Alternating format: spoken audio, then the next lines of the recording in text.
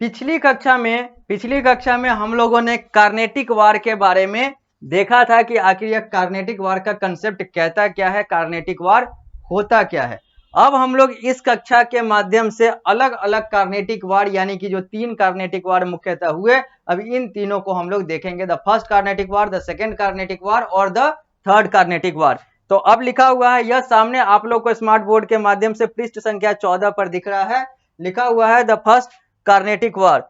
अब हम लोग बात करते हैं द फर्स्ट कार्नेटिक वार का कि आखिर ये फर्स्ट कार्नेटिक वार के बारे में क्या क्या कंसेप्ट है। तो पहला कहता है कि द फर्स्ट कार्नेटिक वार जो है वर्ष 1746 से 1748 यानी कि इस 3 सालों में हुआ, 46, 47 और 48, यानी कि 46, 47 और 48 इन 3 वर्षों के दौरान द फर्स्ट कार्नेटिक वार हुआ। इन 1740 Austrian war of succession broke out in Europe.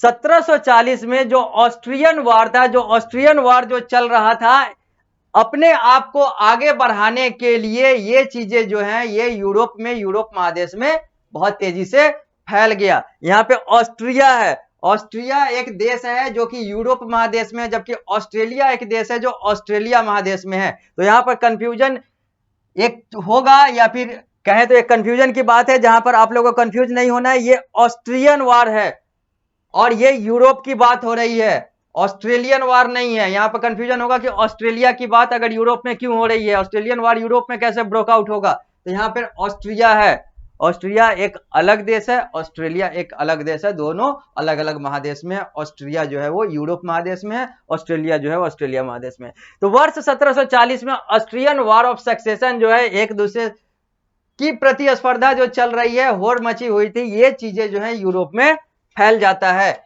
In this war England and France took opposite side. इस युद्ध में एक तरफ फ्रांस होता है, एक खेमे में फ्रांस होता है, एक खेमे में इंग्लैंड होता है, यानी कि दोनों एक दूसरे के अपोजिट होते हैं। This naturally resulted in the war between their trading companies in India. और इसी के कारण से ये लोग जहां जहां होते हैं वहां वहां इन दोनों के बीच में प्रतिस्पर्धा होती है। और चूंकि हम लोग इंडिया की बात कर रहे हैं तो यहां पर भी इन दोनों के बीच में प्रतिस्पर्धा हो जाती है, क्योंकि ये दोनों भारत में उस समय आ गए हुए होते हैं। और अब चूंकि यहां पर 1740 में ये सारी चीजें होती है तो यहां पर भी प्रतिस्पर्धा होती है, और इसी के कारण से 1746 से 1748 तक फर्स्ट कार्नेटिक वार भी हो जाता है। This war is known as the first Carnatic war. और इसी युद्ध को हम लोग फर्स्ट कार्नेटिक युद्ध या प्रथम कार्नेटिक युद्ध कहते हैं। In the event that followed, Dupleix, the French governor of Pondicherry, captured Fourth Sant George in Madras in 1746. और in the event that followed, और जैसे जैसे ये सारे युद्ध चल रहे थे आपस में, डुप्लेक्स द फ्रेंच गवर्नर, ये जो व्यक्ति है जिसका नाम डुप्लेक्स है, जो कि फ्रेंच गवर्नर था पौंडीचेरी का उस समय का, वो वर्ष 1746 में मद्रास, जो अभी चेन्नई है, चेन्नई एक राजधानी है जो कि भारत देश के अभी के तमिलनाडु राज्य की राजधानी है। और ये उस समय के उसी चेन्नई जिसका नाम मद्रास हुआ करता था, वर्ष 1746 में इस व्यक्ति ने वहां के किला संत जॉर्ज को अपने कब्जे में कर लिया, क्योंकि ये जो था ये फ्रांस का था और इसकी युद्ध जो है वो इंग्लैंड से चल रही थी। The British try to recapture it but fail. चूंकि यह संत जॉर्ज जो था, अगर कैप्चर किया है ये, तो कैप्चर करने का मतलब है कि ये पहले किसी और के पास था, यानी कि इंग्लैंड के पास था। इंग्लैंड से युद्ध करके ये जीत के कैप्चर किया, फिर इंग्लैंड चाहा कि इसको कैप्चर कर लें, रिकैप्चर कर लें, लेकिन वो चीज में वो सफल नहीं हो पा रहा था, इंग्लैंड हार जा रहा था। Meanwhile the Austrian war of succession ended in 1748 with the signing of the treaty of Aix-la-Chapelle and so did the first Carnatic war. और ये जो ऑस्ट्रियन वार जो चल रहा था 1740 में, ये चल रहा था, भारत में भी चलना शुरू हुआ 1746 से 1748 तक। 1748 तक ही क्यों चला, तो इसकी बात ये आती है क्योंकि जो ऑस्ट्रियन वार ऑफ सक्सेशन जो चल रहा था 1740 से, वो 1748 में खत्म हो जाता है, जिसके कारण से फर्स्ट कार्नेटिक वार भी खत्म हो जाता है। और वो जो ऑस्ट्रियन वार है वो 1748 में एक साइन ऑफ ट्रीटी यानी कि एक संधि पर हस्ताक्षर के साथ खत्म होता है दोनों पक्ष के, जिसको हम लोग आइक्स-ला-चैपेल कहते हैं। आइक्स-ला-चैपेल एक संधि है। आइक्स-ला-चैपेल जो फर्स्ट कार्नेटिक वार के खत्म होने का एक कारण बनता है, और ऑस्ट्रियन वार ऑफ सक्सेशन के खत्म होने का एक संधि है।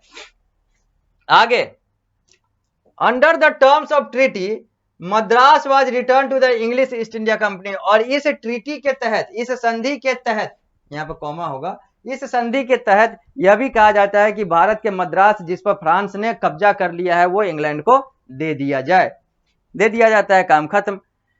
This war raised the prestige of Dupleix because apart from seizing Fort Saint George he had also defeated Nawab Anwaruddin of Arcot.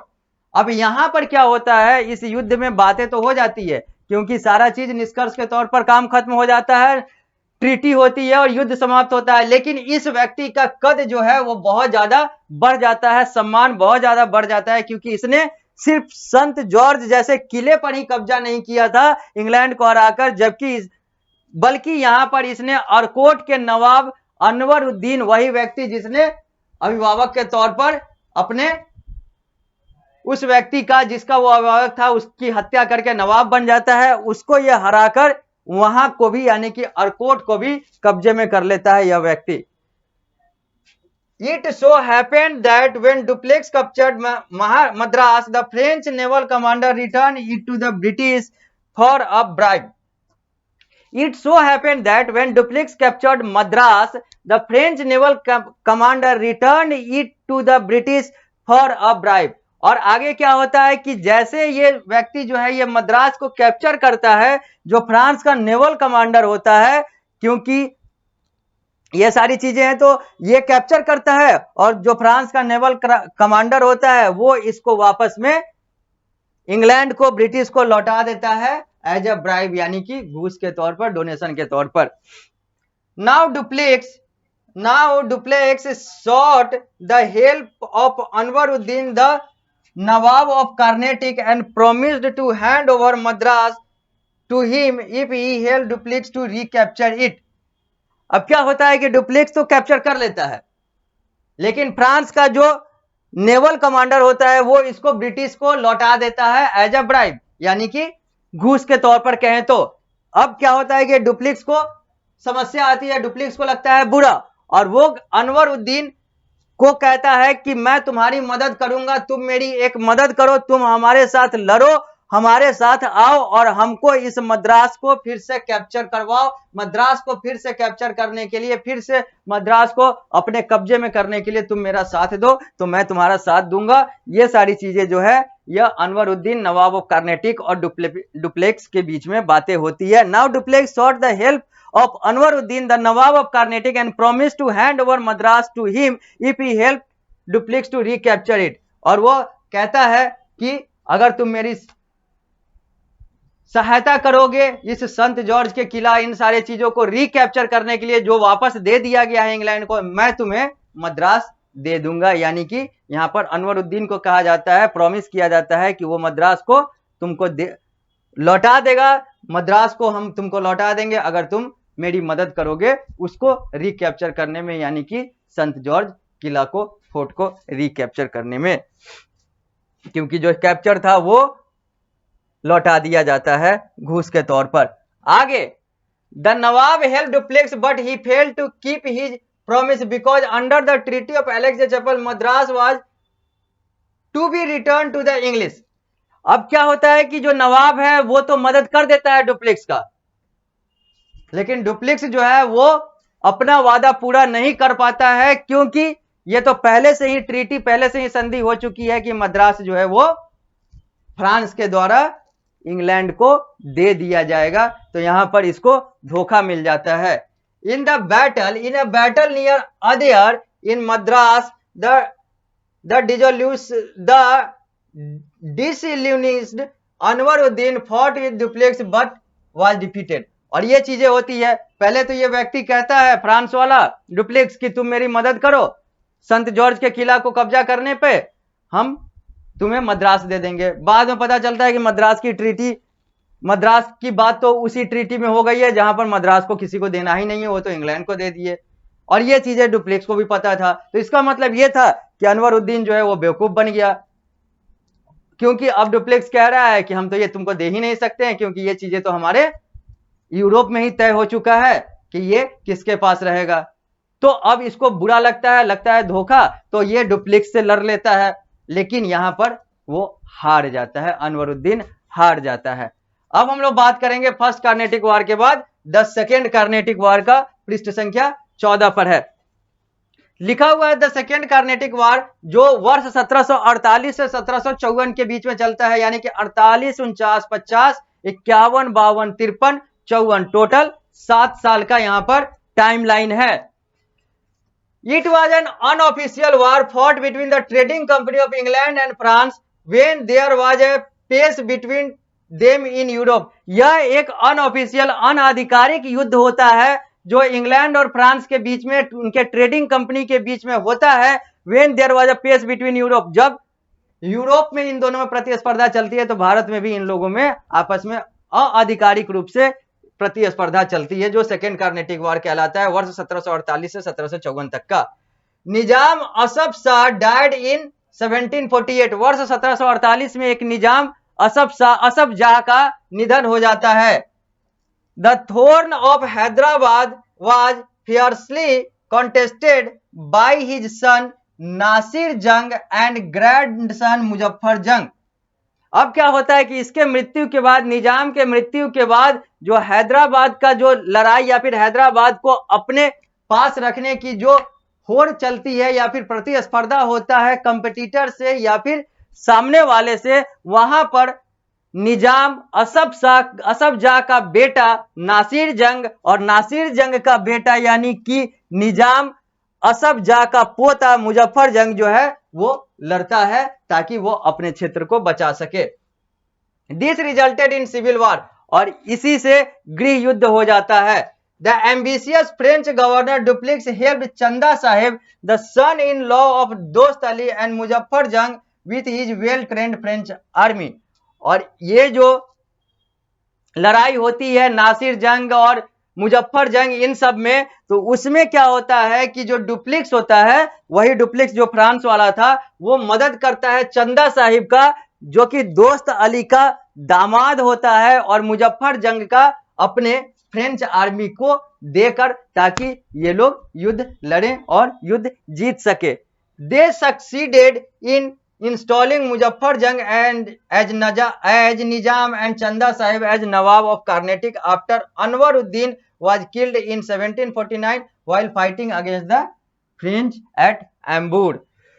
अब ये सारे युद्ध में क्या होता है कि मुजफ्फर जंग जो है वो जीतकर निजाम बन जाता है, और चंदा साहिब जो है वो जीतकर उस कार्नेटिक का नवाब बन जाता है, क्योंकि अनवरुद्दीन को वर्ष 1749 में मारा जाता है जब वो लड़ाई लड़ रहा होता है फ्रेंच आर्मी के खिलाफ, फ्रांस के खिलाफ, एक जगह एम्बूर में।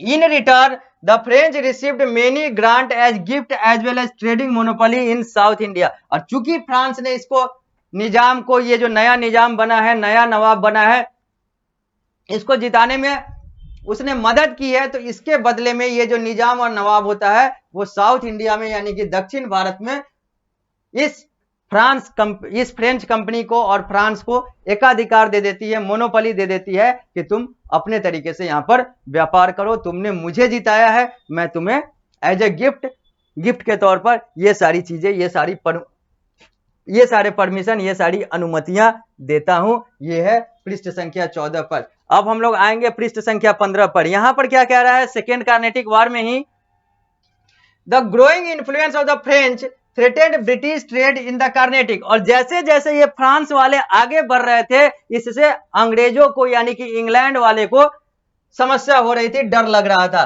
The British decided to support Mohammed Ali the son of the late Nawab Anwaruddin of Carnatic. और यहां पर क्या करता है, अंग्रेज जो है वो अनवरुद्दीन, जिसको मारकर और मरवा कर फ्रांस वालों ने नवाब और निजाम को इंस्टॉल किया था, बनाया था, ये उसी अनवरुद्दीन के बेटे को मोहम्मद अली को इंग्लैंड वाला अपना समर्थन देता है। The British forces led by Robert Clive attacked and occupied Arcot.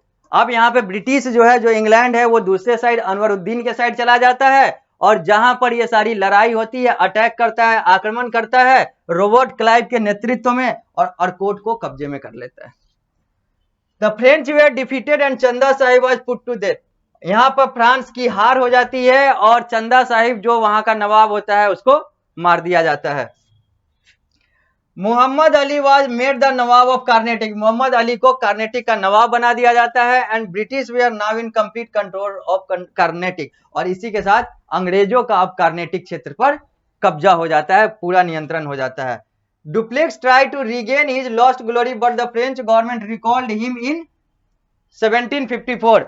Duplex फिर भी लड़ता है अंग्रेजों से, क्योंकि वो फ्रांस का होता है, ताकि वो अपने उस ग्लोरी को, अपने उस इतिहास को, अपने उस चकाचौंध को फिर से हासिल करे। लेकिन यहां पर फिर इसके साथ एक खेला हो जाता है और फ्रांस का गवर्नमेंट, फ्रांस की जो सरकार है, वो वर्ष 1754 में इसको अपने देश बुला लेती है। The war between two company came to an end after the treaty of Pondicherry. और पौंडीचेरी में एक संधि होता है और यहीं पर सेकेंड कार्नेटिक वार समाप्त हो जाता है, in which the British and the French restore territories captured from each other. जहां पर संधि में यह कहा जाता है कि अब जो तुम लोगों ने, यानी कि अंग्रेजों, इंग्लैंड ने और फ्रांस वालों ने जो भी अलग अलग क्षेत्रों को, एक दूसरे के क्षेत्र को कब्जा किया है, वो रीस्टोर्ड यानी कि वापस उसी स्थिति में कर दो, दे दो, बात खत्म, काम खत्म, युद्ध खत्म, ट्रीटी यही कहता है। अब हम लोग बात करेंगे फर्स्ट कार्नेटिक वार, सेकेंड कार्नेटिक वार के बाद अंतिम कार्नेटिक वार की, यानी कि द थर्ड कार्नेटिक वार की। द थर्ड कार्नेटिक वार में क्या कहता है, अब हम लोग इसकी बात करेंगे। ये है वर्ष 1756 से लेकर 1763 के बीच में। लेकिन इस कार्नेटिक वार की बात, द थर्ड कार्नेटिक वार की बात, यानी कि अंतिम कार्नेटिक वार की बात हम लोग अगली कक्षा में करेंगे। इस कक्षा को देते हैं यहीं पर विराम। तब तक के लिए धन्यवाद।